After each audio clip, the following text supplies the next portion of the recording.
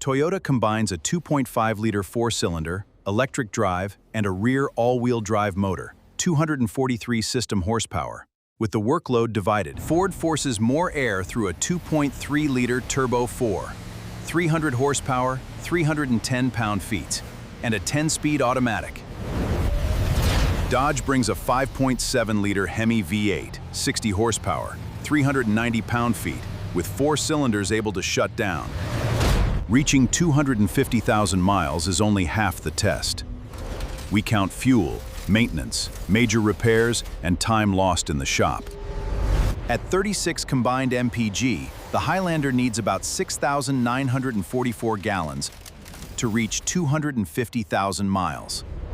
At 23 combined mpg, the EcoBoost Explorer needs about 10,870 gallons to reach 250,000 miles. At 17 combined mpg, the Hemi Durango needs about 14,706 gallons to reach 250,000 miles. Over 250,000 miles, Toyota uses 3,926 fewer gallons than Ford and 7,762 fewer than Dodge. Fuel is only the first bill. Next comes every oil change, fluid service, spark plug, filter, belt, and scheduled inspection across 250,000 miles. Under normal driving, Toyota schedules oil service every 10,000 miles, filters near 30,000, and spark plugs at 120,000 miles. Ford's oil monitor typically calls for service between 7,500 and 10,000 miles, with spark plugs at 100,000 and transmission fluid at 150,000. The Hemi also uses an oil life monitor, never exceeding 10,000 miles, but servicing 8 cylinders means replacing 16 spark plugs at 100,000. Toyota takes the routine maintenance round. No turbo, a simpler eCVT, and regenerative braking. Ford follows closely, while the 16-plug Hemi, after 150,000 miles, scheduled service stops telling the whole story.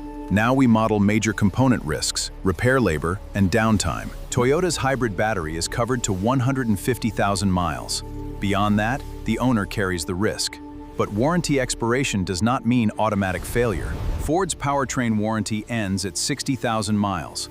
Beyond it, risk concentrates in heat, boost, high-pressure injection, and the 10-speed transmission. Dodge's warranty also ends at 60,000 miles. There's no turbo, but exposure shifts to the Hemi valve train, MDS hardware, oiling, cooling, and AWD drivetrain. On architecture alone, Toyota carries the lowest mechanical complexity.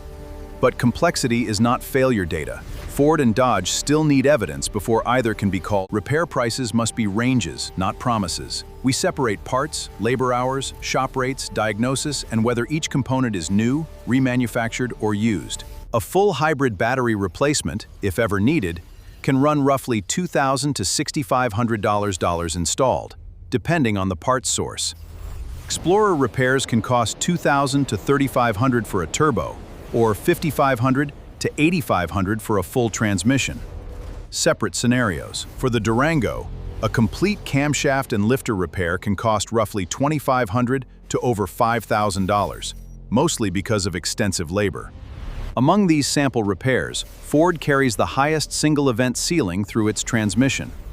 But repair price alone does not predict which vehicle fails first. With parts ready, the battery and turbo are roughly one-day jobs. The 10-speed and Hemi valve train require more labor, and parts delays can add days. At $3.50 per gallon, Toyota spends about $25,000 on fuel. Ford adds $13,000 more. Dodge adds over $26,000 more.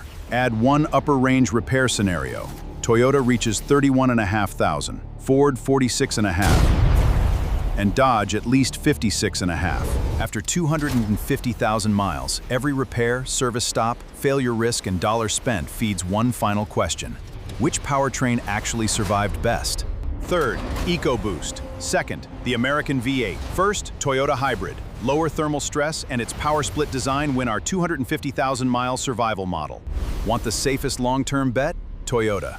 Want simple V8 muscle? Budget for fuel. Want EcoBoost performance? Respect the heat, maintenance, and complexity.